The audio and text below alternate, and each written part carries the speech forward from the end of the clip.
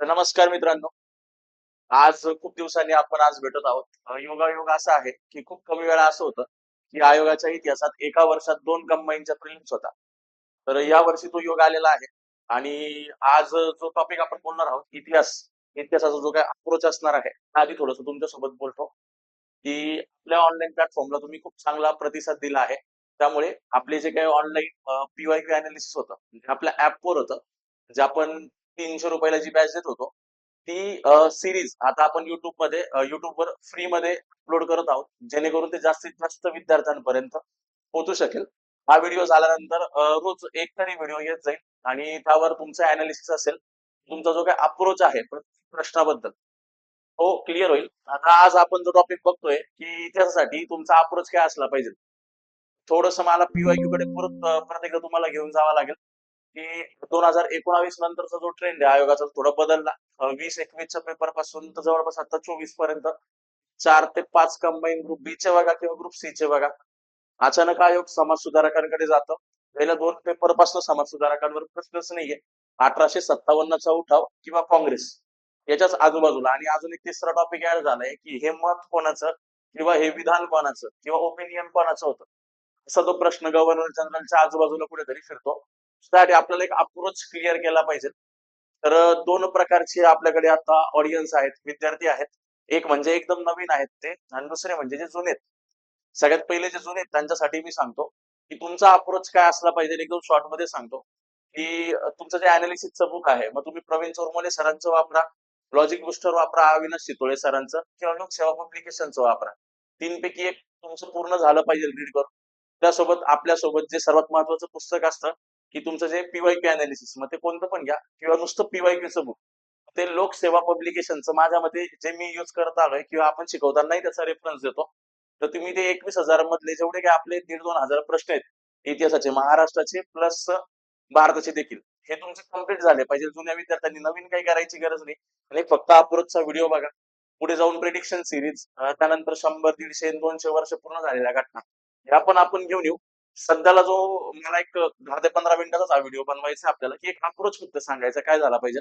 तर थोडासा सगळ्यात पहिले इतिहासावर अन्याय होतोय गेल्या 2 वर्षापासून. म्हणजे 15 प्रश्न होते ते आता 10 प्रश्न झालेत. त्यामुळे थोडंसं लॉजिक लावणं वगैरे अप्रोच फक्त पॉइंट ठेवायची गरज नाही असं मला वाटतं. जर तुमचं पी-वाय-क्यू वर चांगली कमांड असेल, तर इझिली कव्हर होऊ शकतं. आता जे दुसरे टाईपचे विद्यार्थी जे पहिल्यांदा अटेम्प्ट देत आहे, सर्वप्रथम म्हणजे तुमचे रेफरन्स बुक वाचून व्हायला पाहिजे. ते करायचे जर तुमच्याकडे वेळ आता नसेल, तर जुन्या आणि नव्या दोन्ही विद्यार्थ्यांसाठी आपले कर्मयोगी अकॅडमीच्या नोट्स ज्या स्वतः मी बनवलेल्या आहेत आणि रिटर्न डाउन केलेल्या आहेत. एस-टी-आय धनश्री मॅडम यांनी. जवळपास 2 वर्ष लागली आम्हाला त्या सर्व गोष्टी एकत्र करायला, की आयोगाचे प्रश्न प्लस वेगवेगळ्या रेफरन्स बुक यांना एकत्रित करून आपल्या नोट्स आपण बनवलेल्या आहेत. तर त्या आपल्या खाली एक लिंक असेल तुम्हाला टेलिग्रामची, त्या ग्रुपला जॉइन व्हा. त्यावर आपले नोट्स असतील. समाज सुधारकची वेगळी नोट्स आहे आणि इतिहासाची वेगळी नोट्स आहे भारताच्या.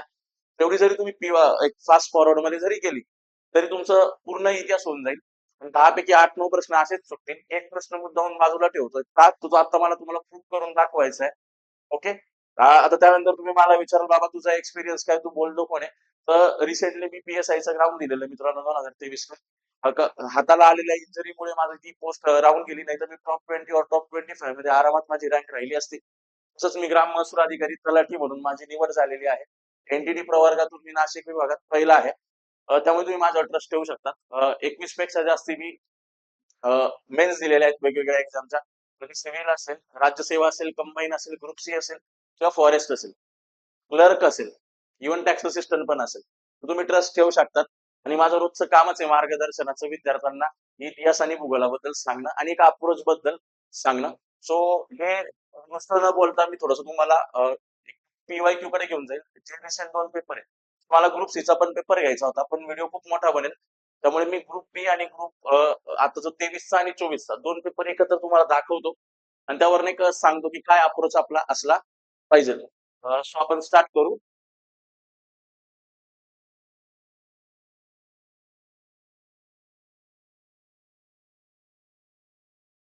आता 24चा पेपर आपण बघतोय. आयोगाने काय केलेलं आहे आता, की कोणते पण सेट तुमच्याकडे असेल ए, बी, सी, डी, प्रत्येक याच्यात सुरुवात कोणापासून केली तर इतिहासापासून. त्यामुळे तुम्ही स्किप करून पुढे जाऊ शकत नाही. तुम्हाला इतिहासापासून सुरुवात करावीच लागेल.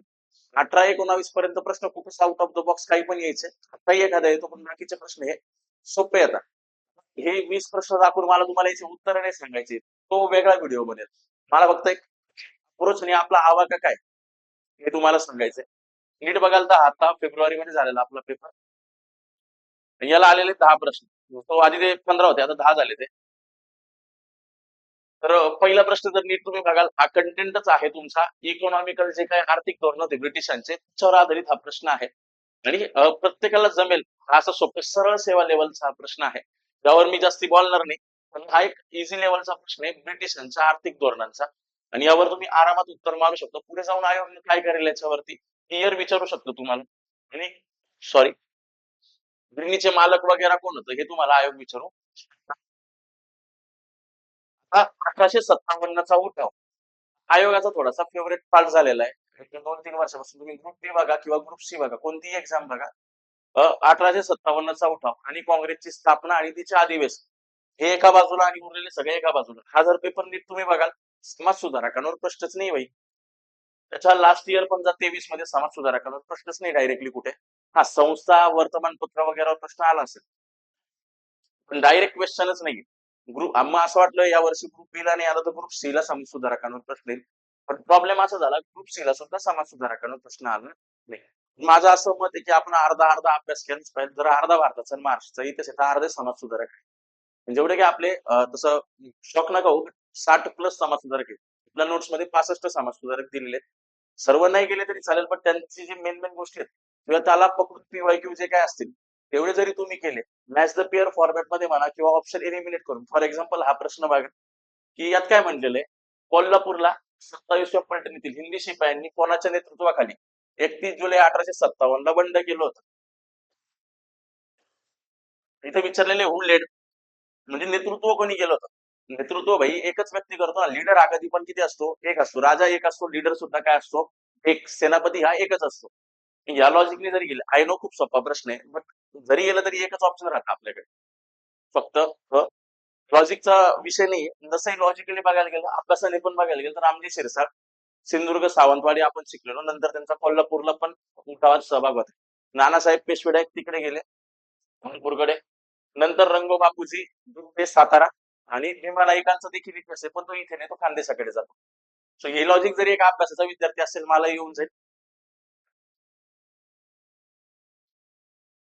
मगाशी जे मी तुम्हाला बोललो, आयोगाच्या 3 गोष्टींकडे कळले असते. 1857चा उठाव, काँग्रेस, आणि कोणी कोणतं मत मांडलं किंवा हे विधान कोणाचं, असं आयोग आपल्याला विचारत असतं.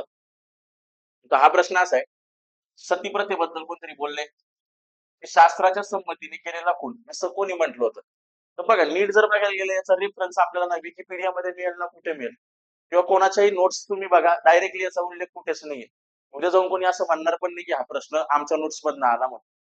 हा एक नवीन प्रश्न आहे, आणि यासाठी आपण तुम्हाला पोस्ट करत असतो. हा अप्रोच या प्रश्नांसाठी पाहिजे, म्हणजे अभ्यास झालाय आणि त्यासाठी हा व्हिडिओ बघता, तसं नका करू. इथे मी काय अप्रोच लावेल, सिंपल गोष्ट, सतीप्रथेशी रिलेटेड लोक कोण कोण आहे. मी नीट जर बघाल, ईश्वरचंद्र विद्यासागर हे तर विधवा पुनर्विवाह कायद्याशी संबंधित आहे, 1856, म्हणजे लॉर्ड डलहौसीचा काळ. दुसरे महात्मा फुले, ठीक आहे, ते समाज सुधारक होते, पण चर्चा सतीप्रथेबद्दल करतोय. तेव्हा महात्मा फुलेंचा काळ नव्हता, त्यांचा काळ खूप पुढचा आहे, 1848 पासून पुढे, जेव्हा ती शाळा सुरू झाली 3 ऑगस्टला, त्याच्यापासून पुढे.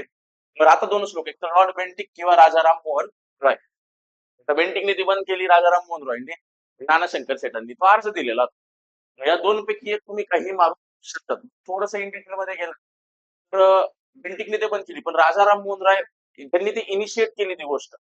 त्यांनी ती केली असेल तर घरदार वगैरे पण सोडून आले होते, त्यांच्या घरची त्यांची वहिनी एक सती गेली होती म्हणून त्यांनी घर पण सोडून दिलेलं होतं, राधानगरी गाव त्यांचं बंगालचं.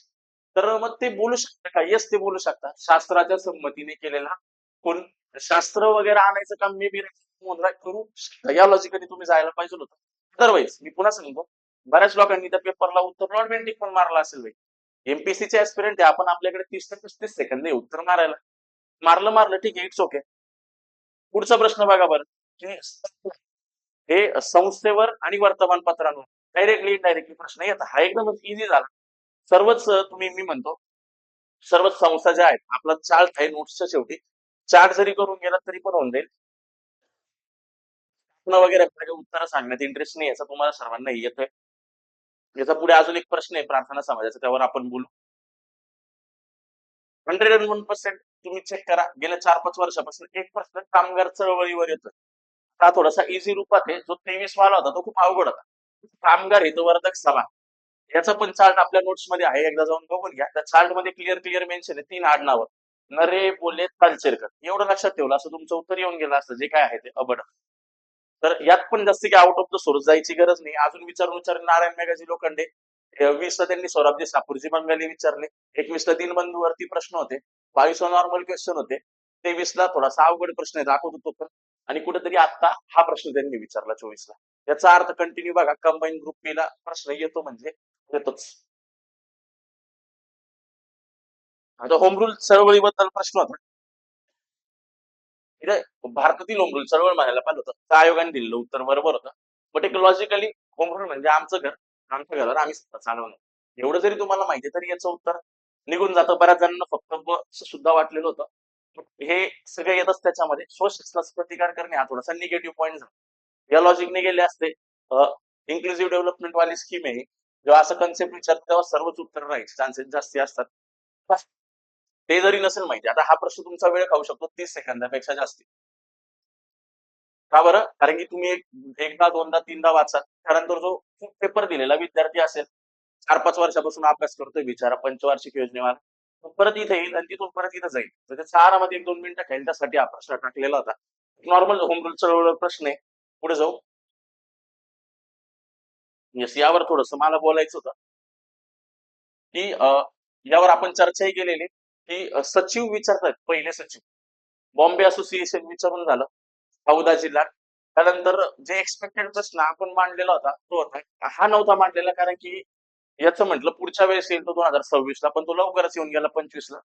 तर पण आपल्या नोट्स मध्ये क्लिअर म्हटलेलं आहे, सुरेंद्रनाथ बॅनर्जी आणि आपले जे आहेत आनंद मोहन बोस, या दोघांनी ती स्थापना केलेली. तर एक लॉजिकली जाऊ शकत होते, जरी नाही येते. याच्या पुढचे प्रश्न लक्षात घ्या. आता एक प्रश्न येणं पाहत आहे, तो म्हणजे प्रार्थना समाज. खूप वर्षांपासून मी बोलत आलोय, अजून तर प्रश्न आला नाही, पण कधीतरी येईल. बाळ मंगेश वागळे त्याचे पहिले सेक्रेटरी होते. त्यानंतर आपला जो सत्यशोधक समाज आहे, त्याचे संस्थापक महात्मा फुले होते. खूप कमी लोकांना माहिती आहे. त्याचे अध्यक्ष जे होते डॉक्टर विश्राम रामजी खोले होते, आणि उपाध्यक्ष लक्ष्मण हरी शिंदे होते. आणि जो मोस्ट एक्सपेक्टेड क्वेश्चन आहे, तर तो क्वेश्चन असा आहे मित्रांनो, की सत्यशोधक समाजाचे पहिले सरचिटणीस किंवा चिटणीस सचिव कोण होते? ते माझ्या मते एक्सपेक्टेड मध्ये आपण टाकू, नारायणराव नगरकर होते.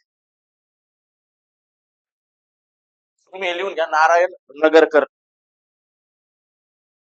आणि सत्यशोधक समाज आलाच आहे, तर अजून थोडंसं ऍड करून द्यायचं, कोषाध्यक्ष किंवा त्याला आपण ट्रेझरर खजिनदार म्हणतो, तर ते रामशेठ पुरवणे होते. यांची जोड्या लावा वगैरे किंवा कसंही आयोग, सत्यशोधक समाज आणि प्रार्थना समाज, हे दोन फेवरेट आयोगाचे प्रश्न आहेत. कशाही वेळी आयोग प्रश्न विचारायला आपण रेडी राहू. हा प्रश्न आउट ऑफ द बॉक्स होता. खूप जास्त संशोधन केल्यावर पण बऱ्याच जणांनी आप्पासाहेब राजे भोसले हे उत्तर मारलं होतं. ते मारणं एक्सपेक्टेड होतं, त्यामुळे जास्त ठिकाणी त्यांचा मागे एका मेन्सला प्रश्न होता, म्हणून बऱ्याच जणांनी मारला असेल पूर्वर्ण भोसले घराणे. अशा वेळेस काय केलं पाहिजे, जर तुम्हाला काहीच माहित नाही, तुम्ही अनभिज्ञ आहात, नीट एकदा आयोगाचं तुम्ही सेन्स चेक करा, एक तर स्किप करून द्या. तुम्हाला एक प्रश्न महत्वाचा आहे तर या, आणि मला काहीच माहित आहे नीट जर बघेल, एक श्रीमंत मालोजी राजे ते आप्पासाहेब राजे. ओके, इथे जर नीट बघितलं ना, खूपच क्लिअर. आता लास्ट इयर राज्यसभेला पण प्रश्न आला, की तो जो प्रवासी होता, मोरोक्कोचा कुठला तरी, कोणता देवराय वन का टू काळामध्ये आलेला, असा तो एक प्रश्न होता. देवराय वन आणि देवराय टू. देवराय टू त्याचं उत्तर होता. सेम त्याच लेवलचा प्रश्न बघा, राजा रघुजी दुसरा, राजा रघुजी तिसरा. इथे कुठेतरी तुमचं उत्तर असायचं, चान्स जास्त आहे मित्रांनो. आयोगाने वेगळंच म्हणजे उत्तर दिलं, एक्सपेक्टेड जे होतं तेच. पण तो हा प्रश्न आउट ऑफ द बॉक्स. पण तशा वेळी तुमचा सेन्स जागा राहिला पाहिजे. मी तुम्हाला म्हणतो 10 पैकी 8-9 प्रश्न आपले, एक प्रश्न आयोगाचा आहे. मग इथे जर आपले कर्म, आपले नशीब चांगलं असेल, 100% आपलं उत्तर निघेल. अदरवाईज ट्राय करा, चुकलं तरी पण काही हरकत नाही. आणि हा असा आला म्हणून मोड मध्ये जाऊ नका.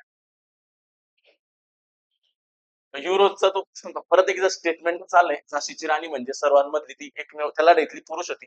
बऱ्याचदा बोलताना विद्यार्थ्यांना मी सांगत राहतो की हे असं असं होतं म्हणून युरोज बोललेलं. इथे पण येत नसेल तुम्हाला, कोण बोललं? सिंपल लॉजिक आहे ना. झाशीचा उठाव कोणी मोडला? हा माणूस ते बोलू शकतो. मग झाशीचा उठाव मोडणारा माणूस होता ह्यू रोज. या लॉजिकने पण गेले चालेल. याच्याच आजूबाजूला नुसते प्रश्न फिरताय. 2023 ला जर तुम्ही जाल ना, तर तो पॅनिंग वरती वगैरे वरती प्रश्न आहे. तसं तो दाखवतो तुम्हाला मी. एकच मिनिट. लास्ट क्वेश्चन परत एकदा काँग्रेस संबंधी. थोडस पीवायक्यूचं जर तुमचं अनालिसिस प्रॉपर असेल तर हा रिपीट क्वेश्चन आहे अर्धा. आयोगाने तो पूर्ण करून टाकला. म्हणून तुम्हाला मी म्हणतो तुमचं जे अनालिसिसचं बुक आहे ते प्रॉपर करा. त्यानंतर तुमचं 21,000 जे बुक आहे ते व्यवस्थित करा. तुम्हाला अजून इतिहासामध्ये संशोधन करायचं असेल, पवन माळी सरांचं अजून एक बुक आहे पीवायक्यू बुस्टर म्हणून. ते पण खूप चांगलं पुस्तक आहे. ते देखील तुम्ही वापरू शकता. पण आता वेळ नाही, आता नका करू, नंतर वेळ असेल तेव्हा. हाही एक काँग्रेसशी रिलेटेड काय होता प्रश्न होता. तर याला मी कम्पेअर करतोय 2023च्या प्रश्नपत्रिकेसोबत. बघा,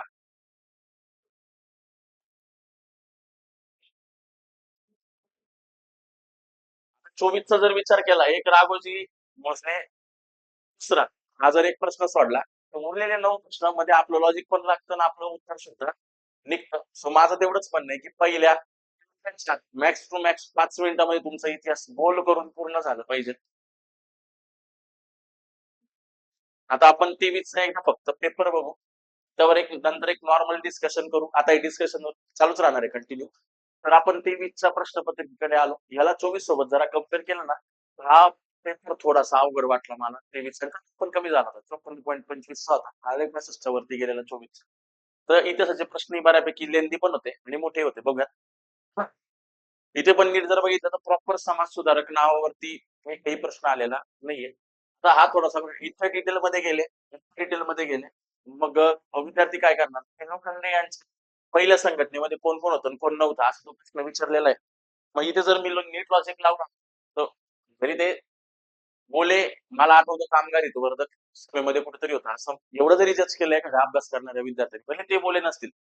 तेवढं जज केलं, करून टाकलं तर उरलेले माणसं आहेत. अजून याच्या मागे एक लॉजिक असतं मित्रांनो, प्लीज ते समजून घ्या. की कधी पण आहे ना, आयोगाने पूर्ण नाव दिलं ना, म्हणजे वडिलांचं, पप्पांचं नाव दिलेलं असेल, तर ती तीच व्यक्ती असते जी आयोगाला द्यायची असते. म्हणजे माझ्या उत्तरामध्ये ना ड असलंच पाहिजे. आणि हे मी कधी सांगतोय तुम्हाला, की आयोगाचा पहिलाच प्रश्न हे बसतो. आणि पहिल्याच प्रश्नामध्ये जर मी डिप्रेस होतोय, उरलेले 99 प्रश्न मी कसे हँडल करणार? अदरवाईज तुम्ही स्किप करा. लॉजिक लावायचं तुम्ही काहीच सांगायला तुम्हाला. सो ड कुठे आहेत? एक तर ब ड किंवा क ड. माझा नीट बघणार क आणि क मध्ये जे लोक आहेत हे आपल्या ओळखीचे आहेत का? जर ते ओळखीचे नसतील ना, 100% चान्स आहे त्या आयोगाने उत्तर म्हणून दिलेले आहेत. अननोन लोक कधी पण उत्तरामध्ये राहतात. म्हणून मी घेऊन जाईल ब क आणि क. असं एक माझं लॉजिक सांगतो मी तुम्हाला. जर नाही जमलं काही तुम्हाला करा. पेपर मी पण दिलेला आहे. तुम्ही परत खाली कमेंट असे पण येतील भाऊ थोडा बोलायला इथे काय लागतं. तुम्ही प्रत्येक प्रिलिम्स दिलेली. डोंट वरी, मेन्स पण दिलेली. Don't worry about that. नंतर परत एकदा बघा, पुढचा प्रश्न सेम. मी तुम्हाला बोललो ना कॅनिंग बद्दल, की शिंदे व निजाम यांनी जर 57च्या उठावात भाग घेतला असता तर तो यशस्वी झाला असता, असा कोणता गव्हर्नर जनरल म्हणाला? असा एक सिंपल प्रश्न मला आला. तर मला यात जास्ती तर माहित नाही, पण मला एवढं माहिती 1857च्या आसपास कोण होता? तर ज्या माणसाने तिथे मॅनेजमेंट केलं तोच या गोष्टीबद्दल बोलला असेल. मग माउंट बेटन तर सर्वात लास्टला होते. आणि तुम्ही थोडस पुढे जाल तर 1880च्या पुढे हा लॉर्ड रिपन होता. आणि लॉर्ड डलहौसी तर चालल्या गेला होता 1856 मध्ये विधवा पुनर्विवाह कायदा मंजूर करून. त्यानंतर तर कॅनिंगची एंट्री झाली. एकमेव माणूस जो व्हाईसरॉय पण होता आणि गव्हर्नर जनरल पण होता. मला एवढं जरी माहिती की उठावाचा मेन माणूस कोण होता? Governor lord Canning. एवढंही लॉजिक लावलं तरी चालेल. पुढेही आयोग वेगवेगळे लोकांचे, वेगवेगळ्या समाज सुधारकांचे स्टेटमेंट हे विचारणार आहे. त्या सराउंडिंगला घटना ती कधीची आहे? या लॉजिकने तुम्ही तयार राहा. 100% तयार राहा. रिचर्ड टेम्पलने मोस्ट डेंजरस मॅन कोणाला म्हटलं? प्रश्न एसटीआय पीएसआयच्या एसओच्या मेन्सला 2023 ला विचारला आयोगाने. याचं उत्तर न्यायमूर्ती रानडे होतं. ते मी स्वतः दिलेलं मी बरोबर मारलं. तुम्हाला रिचर्ड टेम्पलचा मग काळ माहिती पाहिजे. वासुदेव बळवंत फडके यांच्या आजूबाजूचा काळ. म्हणजे 1875च्या मागे पुढे. मग तेव्हा कोण होते? तर रानडे. या लॉजिकने तुम्ही जायला पाहिजे. हा तो प्रार्थना समाजाचा प्रश्न दरवर्षी येतच असतो. आताही होता. पुढे जाऊन सत्यशोधक समाज किंवा प्रार्थना समाजाबाबत प्रश्न हे येतच राहतील. याचंही अप्रोच जर तुम्ही बघायला गेलं ना, तर आयोगाने अबक दिलेले. मी तुमच्या जागी असतो आणि खाली जर अबकड असतो, फळ मारण्यामध्ये काही हे नव्हतं ना, कारण या पॉझिटिव्ह वाक्य आहे. सेन्स जर बनवलं, अबक जर बरोबर येत आहे, तुम्हाला अबक मारलंच पाहिजे तुम्ही, कारण की ड ऑप्शन तिथे नव्हता. तसंच इन डिटेल मध्ये प्रश्न सत्यशोधक समाजाबद्दल येऊ शकतो किंवा अदर जे काय आहे तुमचं पुणे सार्वजनिक सभा. मागेच प्रश्न येऊन गेलाय शेतकऱ्यांसाठी, पहिला अर्ज कोणी पाठवला होता. तर एका मेन्सला प्रश्न आलेला होता, बऱ्याच जणांनी उत्तर सत्यशोधक समाज मारलं, पण नाही, त्याचं उत्तर पुणे सार्वजनिक सभा आहे. तर बेसिक बेसिक प्रत्येक संस्थेबद्दल तुम्हाला माहिती असणं गरजेचं आहे. नोट्सच्या एंडला एक चार्ट दिलेला, तो फास्ट मध्ये फक्त बघून चला, काही गरज नाही नक्की करायची. हा प्रश्न मात्र पूर्णपणे आउट ऑफ द बॉक्स होता. जसा राजा रघुजी तिसरा, तसा हा हिंदू महासभेचा प्रश्न कुठून आला. आणि हा म्हणू शकतो आपण डेफिनेटली हा अवघड प्रश्न हा होता, अवघडच होता हा प्रश्न. एक प्रश्न स्किप केला, तुम्हाला बोललो ना, 10 पैकी 8-9 मार्क आपले एखादा प्रश्न आयोगाचा असतो, त्यातला हा एक प्रश्न होता. याच्या मागे पळू नका तुम्ही, असं माझं फक्त सांगणं आहे. 1857 ऍज एक्सपेक्टेड होतं. कोण कोण होतं ते त्यांनी विचारलेलं आहे.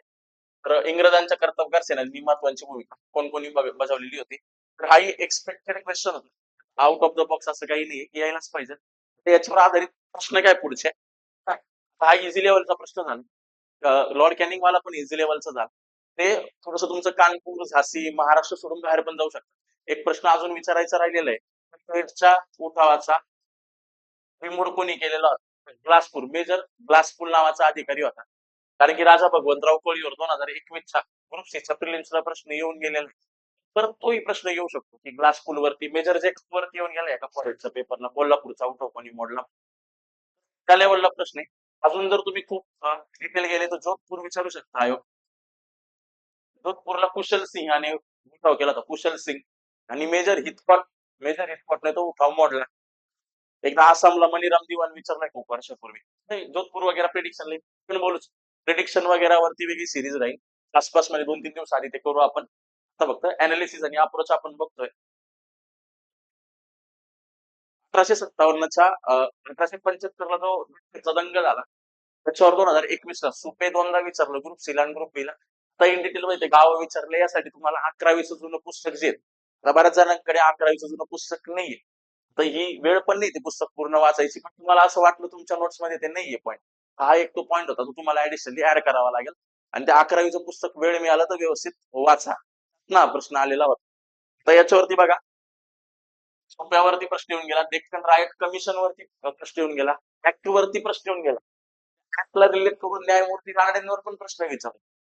राज्यसेवेची 21 का 22ची प्रिलिम्स होती त्याला, म्हणजे सर्कल तोच आहे, याच्याच आजूबाजूला कुठेतरी आहे. मेन्सला तर खूप वेळा दख्खनच्या दंग्यांवरती प्रश्न येऊन गेलेला आहे, त्या दंग्यांचं नाव काय होतं वगैरे. पीएसआयच्या वेळेस तर एक असाही प्रश्न होता रिसेंटली, तो तयार आहोत आपण या गोष्टीसाठी सुद्धा. हा एक प्रश्न कुठेतरी समाज सुधारक किंवा क्रांतिकारक टॉपिक वरती आला, सेनापती बापट कुठे कुठे होते म्हणे चळवळीत. का लॉजिक मी इथे लावू शकतो की संयुक्त महाराष्ट्रामध्ये सर्वात पहिले ते असलेच पाहिजे. त्यानंतर त्यांचा जो काळ होता, त्याच काळामध्ये या चारही घटना घडलेल्या आहेत, 1948 पासून ते 1964च्या मध्ये. तर याचं उत्तर ऑल ऑफ दी अबो आहे. तर माझं सांगणं एवढंच आहे, काही प्रश्न कुठेतरी अननोन वर्ण उचलून काढलेला आणि त्यांनी टाकलेलं आहे, याच्यावर काही प्रेडिक्ट नाही करू शकत आपण. त्यामुळे मी म्हणतो तर रेडी राहा, आपल्याकडे 5 मिनिटं आहे. आणि या 5 मिनिटामध्ये, तिथे 4च मिनिटामध्ये 3 किंवा सुरुवात असते पेपरची, थोडस घाबरून गेलेलो असतो आपण, सांगतो हा पेपर पूर्ण बघून घ्या. तर या 5 मिनिटामध्ये मला 10 प्रश्न सॉल्व्ह करणं हा माझा अप्रोच असला पाहिजे, इतिहासाच्या बद्दल तरी.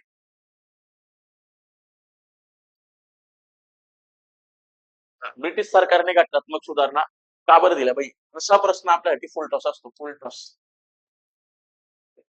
आता याचे उत्तर पण पॉझिटिव्ह असले पाहिजे, म्हणजेच काय, सकारात्मक. मग आता यात जर बघितलं तुम्ही, क्रांतिकारकांच्या चळवळीमधून भारतीयांमध्ये असंतोष वाढला, गदर चळवळ वगैरे आली होती होमरूलच्या आधी, त्याच्यामुळे थोडेसे असंतोष वाढायला सुरुवात झाली होती. फेज 2 सुरू होणार होता 1924ला, जेव्हा तुमची एचआरएची स्थापना केली होती सचिंद्रनाथ सान्याल आणि इतर लोकांनी. तर इथे काही प्रश्न बनतो. काँग्रेस आणि मुस्लिम लीग यांच्यात युती झाली 1916 मध्ये, लखनौ मर्जर पॅक्ट, तुम्हाला जर आठवत असेल, हे रिझन राहू शकतो. त्याला जाल मावळ युती म्हणतो आपण. पहिल्या महायुद्धाने निर्माण केलेली राजकीय स्थिती, 19ला युद्ध संपलं, आयलोची वगैरे स्थापना झाली, वरतून दबाव वाढला. तर हे सुद्धा वाक्य पॉझिटिव्ह. याच्यामध्ये अजून 8-10 वाक्य ऍड होऊ शकतात. आपलं काम आहे बरोबर म्हणणं, याचं उत्तर all of the above. Conceptual question शक्यतो निगेटिव्ह नसतात. बघा, हे सर्व पॉझिटिव्ह आहे, याच्यामध्ये एखादं नकारात्मक वाक्य असतं ते आपण रॉंग केलं असतं. तुमचा अप्रोच आजचा व्हिडिओची टॅगलाईन असती अप्रोच. मला उत्तर सांगण्यात काहीच रस नाही मित्रांनो, मी सांगतोय परत असा प्रश्न आला तुम्ही कोणत्या वेळेने रेडी पाहिजे. हे खूप वेळा आयोगाने प्रश्न विचारून झाला. दिल्ली दरबारात कोण गेलं होतं? गणेश वासुदेव जोशी. आणि आता थोडंसं एक्स्ट्रा मत विचारलंय राज्यसेवेच्या प्रिलिम्सला. जस्ट रिसेंटली 10-15 दिवसापूर्वी जो पेपर झाला आपला तेव्हा. त्याचं उत्तर काय होतं तुमचं? गणेश वासुदेव जोशी. काँग्रेसच्या अधिवेशन ॲज युजुअल. तेव्हा पण एक्सपेक्टेड का बरं होतं समजून घ्या, की 1897 मुद्दामच टाकलं त्यांनी. 125 वर्ष पूर्ण झाले म्हणून. बाकीचे पण मला माहिती पाहिजे. यातले याचा कंटेंट काय मेन मेन काँग्रेसच्या अधिवेशन करून जा. नीट जर तुम्ही बघितलं 1936 एकदा सोडून द्या आणि त्रिपुरी हरिपुरा सुभाषचंद्र बोस यांचं सोडून द्या थोडंसं. तर बाकी 1920 पासून पुढे कोणतं अधिवेशन काय आयोगाने एवढं नीट विचारलेलं नाही. जरी 100-1 वर्ष पूर्ण झाले तरी. आता रिसेंटली 1924 जे होतं ते बेळगावचं होतं. 100 वर्ष झालेत लास्ट इयर त्याला. महात्मा गांधी एक फक्त अध्यक्ष होते. आणि आता जे झालं सरोजिनी नायडू कानपूरच्या त्या पहिल्या भारतीय महिला अध्यक्ष होत्या. त्याला 100 वर्ष पूर्ण होत आहे 2025 ला. तेवढं सोडून मला नाही वाटत जास्ती खूप डिटेलमध्ये आयोग गेले. इव्हन पहिले 5-10 अधिवेशन सोडून खूप डिटेलमध्ये आयोग गेलेलंच नाहीये. तर वर जरी तुम्ही केले चार्ट तरी सुद्धा चालेल. तर हा एक अप्रोच होता. माझं म्हणणं एवढंच आहे की इतिहासाला एवढं पण जास्त इम्पॉर्टन्स देऊ नका. जरी मी स्वतः इतिहासाचा विद्यार्थी आहे तरी सुद्धा तुमचा जर अभ्यास नीट आहे, तुमचं अनालिसिस प्रॉपर एमपीआयक्यू वर जर कमांड आहे. एक प्रश्न राजा रघुजी तिसरा कुठून आला आणि हिंदू महासभेचा प्रश्न कुठून आला? यावर अडून नका राहू. तुमचा इगो मध्ये येऊन नका देऊ त्या प्रश्नाला सोडून दे. शेवटच्या 1 मिनिटाला बघून घ्या मॅथ रिझनिंग झाल्यावरती. माझं म्हणणं एवढं आहे की इतिहासात 6 ते 10 पैकी 8-9 मार्क तुमच्या आरामात प्रश्न बरोबर येऊ शकतात. हा तुमचा टार्गेट ठेवा. जो 10वा एक प्रश्न असेल तर आयोग आहे बाबा. एक प्रश्न आउट ऑफ द बॉक्स विचारणारच. त्यासाठी तयार राहा. म्हणूनच आपण लॉजिकल अप्रोच शिकतो. आणि त्यासाठीच तुमची अनालिसिसची सिरीज आपण स्टार्ट करतोय कर्मयोगी अकॅडमीत फ्री ऑफ कॉस्ट मध्ये. जी सिरीज आधी ₹300 ला होती, ₹300 आपण द्यायचो. ते आता फ्री देत आहोत सर्व विद्यार्थ्यांना आपल्या कर्मयोगी अकॅडमीच्या युट्यूब चॅनलवर. हा होता एक इतिहासाचा अप्रोच. पुढे बाकी विषयांचाही अप्रोच येईल, अनालिसिस पण येईल. तुम्ही असंच आमच्यासोबत राहा. जे युट्यूबला तुम्ही प्रेम दिलं गेल्या काही दिवसामध्येच आपले 4,000 सबस्क्रायबर वाढलेत. तुमच्या मित्रांसोबत देखील हा व्हिडिओ शेअर करा. तुम्हाला काही अडलं नडलं तुमचा मित्र भाऊ म्हणून मी सदैव तुमच्यासोबत आहे. माझा नंबर लिहून देतो मी. 77 43 89 13 40. काही वाटलं कॉन्टॅक्ट करा. एवढा मोठा नाही की तुम्हाला सल्ले देऊ शकेल, पण मदत नक्की करू शकतो. आणि त्या मदतीने नक्कीच तुमच्यामध्ये इम्प्रुव्हमेंट येईल याची हमी मी घेतो. तो सध्याला आपण आणि लवकरच पुढच्या व्हिडिओला कनेक्ट राहू. धन्यवाद.